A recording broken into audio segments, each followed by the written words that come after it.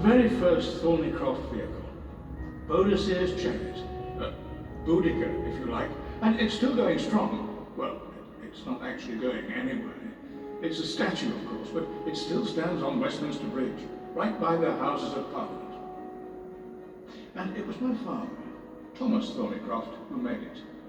We're a very artistic family. My father was a sculptor, my mother was a sculptor. My brother, Hamo Thornycroft, was a sculptor. And I, well, by the age of 17, I had built my first steam launch. And 4 years later, in 1864, I set up a boat building company at Chiswick in London.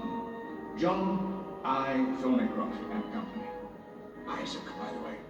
That's what the I stands for. Isaac. And about the same time, I began to think of using the marine steam engines we were building for something quite different. A road vehicle to carry commercial goods. I didn't manage to build one for another 30 years, 1896 in fact. But it was still the first vehicle of its kind in the world, the #1 steam van. And we were very successful with our boats. We were building vessels for many of the world's navies, and I'd managed to devise several ways of achieving higher speeds. I took out a patent in 1877 for a boat that has a kind of skirt around it and uses air pressure to reduce the water friction, or almost hovering above the water, in fact. But it was very obvious to me that road transport was of the utmost importance. The success of the #1 van decided me to pursue road vehicles as well as boats. I set up a new company, and in 1898 we moved to Basingstoke. We couldn't have made a better choice. The firm flourished. We became quite important to Basingstoke, and Basingstoke was important to us, the people of Basingstoke. They were first-class workers, and we couldn't have succeeded without them. And succeed we did. No sooner were we arrived here than the Second Boer War started, and the army took many of our vehicles out to South Africa. After the war, Lord Kitchener said the motor lorries had been very successful, and he added that the Thornycrofts were the best. We received a compliment from another quarter too, quite an unusual one. When Signor Marconi, the pioneer of wireless telegraphy, was experimenting in 1900 with a portable apparatus, what did he choose to install it in but a Thornycroft steam wagon? It did look rather odd, as his aerial device gave the appearance of a very large chimney. In 1902, we moved from steam engines to internal combustion. That was the future, it seemed to me. We produced nearly all the parts for all our vehicles, built our own engines to our own designs. Individuality. And art, you see. I said we were an artistic family. Another Thornycroft artistic achievement. Not me, of course. My brother Hamo. King Alfred. This is just a model, of course. The real thing's colossal, 35 feet high thereabouts. Erected in Winchester in 1901 to commemorate Alfred's death 1,000 years before. Well, unfortunately, he actually died in 899, but someone got the arithmetic wrong. Ah well, artistic license. Well, there's an art in working out exactly the vehicle for a particular task, in understanding how things will develop in the future, in designing hovering boats. Though I admit I was never an artist like my father or Hamo, I had my own sort of art. And so did Thomas, my brother. Here's an early piece of his art. Thomas Thornycroft's sausage boat. As you can see, the art is in the idea.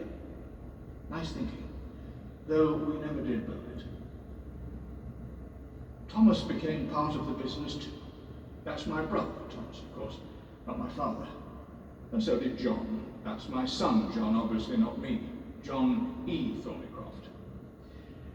We were making, Edward, John Edward.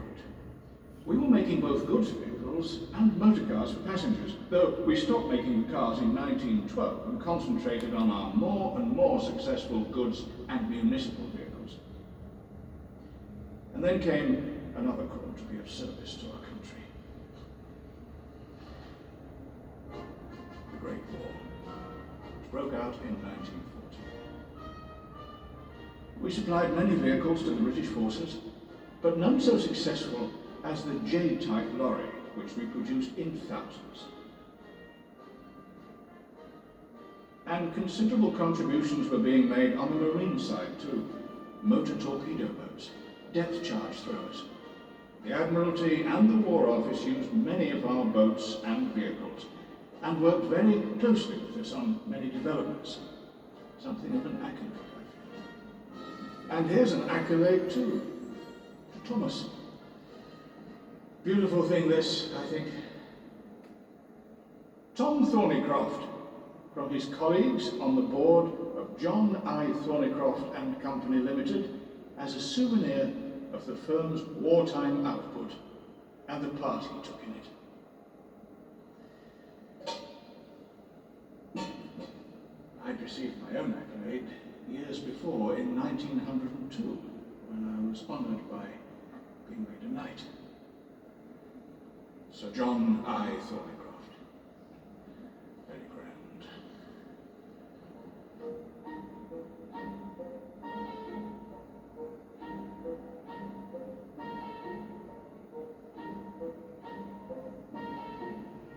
After the war, the company flourished even more.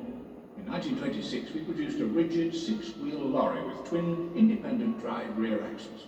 It was absolutely ideal for undeveloped countries and rough terrain. Another touch of artistry, I like to think. And not the only one.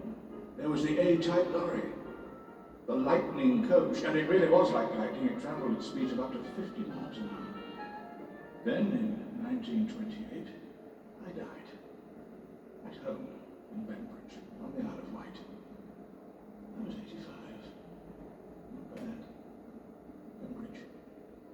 Nice little place to die. Very different from my birthplace. I was born in Rome, you know.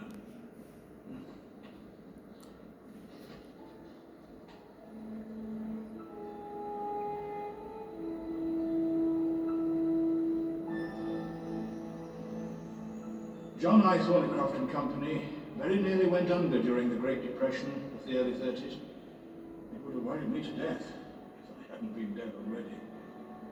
My son John was in charge of the company when I died. Sir John E. Thornycroft. Yes, he was knighted too. The company just managed to weather the Depression and went on to produce a series of models that put everything to rights. The handy, the nippy, and then in 1936 a model called the Sturdy. The Sturdy was a 4 to 5 ton lorry originally, then we produced a 6 to 7 ton version. It was an even greater success than the famous J lorry. The factory had expanded enormously by now and had its own branch railway line. We had offices all over the world, as you can see from this passport. Oh, this is John, by the way. My son, John. The company had a good name, a good reputation, the art of design, attention to detail. Vehicles in those days had to be run in, driven very gently for hundreds of miles to settle the components down. Every Thornycroft vehicle was so extensively road tested, it needed no running in at all. And our staff, our employees, they were of the greatest importance. I'd always believed that if you respect your employees and treat them properly, they will give you their best. Now, in 1918, we opened a staff canteen at Basingstoke, the first company to do so. The whole of the staff could be fed in 2 sittings, and the place also had a stage and all the fittings so it could be used as a theatre too. Every Christmas, we gave a gigantic Christmas party for all the children of the staff. It became quite a famous thing in the town, I believe. And our training program was second to none. When you were Thornycroft trained, You had a career.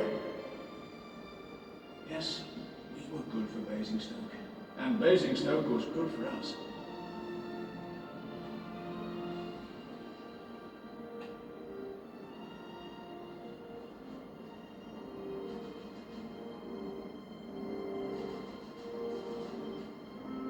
The Second Great War began in 1939. I could make no contribution now. But John I. Thornycroft and Company again threw itself into a massive production effort. The company supplied over 13,000 4- and 6-wheel vehicles to the forces, as well as mobile cranes, machine gun carriers, amphibian vehicles, guns, and parts for landing craft, torpedoes, and aircraft engines.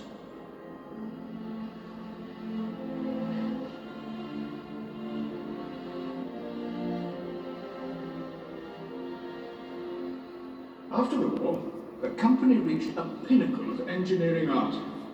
In the late 1940s, we designed the British Commonwealth's largest road vehicle, the mighty Anton. It was originally conceived as a transporter for oil pipelines, but it found many other uses. In the 1950s, for instance, it was used as a tank transporter by the British Army. It could carry a total weight of up to 150 tons at up to 30 miles per hour. And it was powered by an 8-cylinder Rolls-Royce Meteorite engine, strangely enough, a shortened version of the 12-cylinder Merlin, the engine which powered the Spitfire.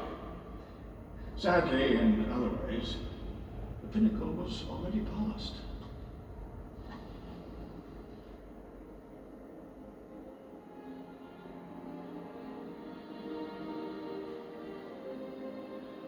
The post-war world was different, very different. Different values applied. In the early 60s, the company merged with AEC, and from that point on it began to disappear. Well, not physically. I myself had long disappeared, of course, dead for more than 30 years. The company disappeared by a kind of slow dilution, turned into a part of Scammell, which was in turn part of the Leyland Group.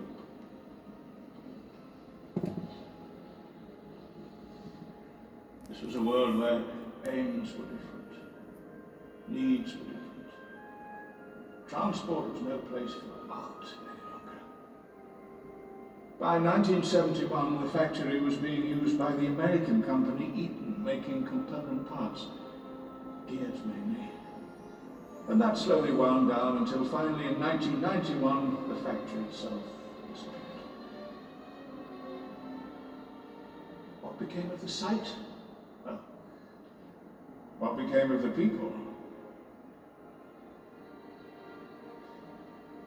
And what became of John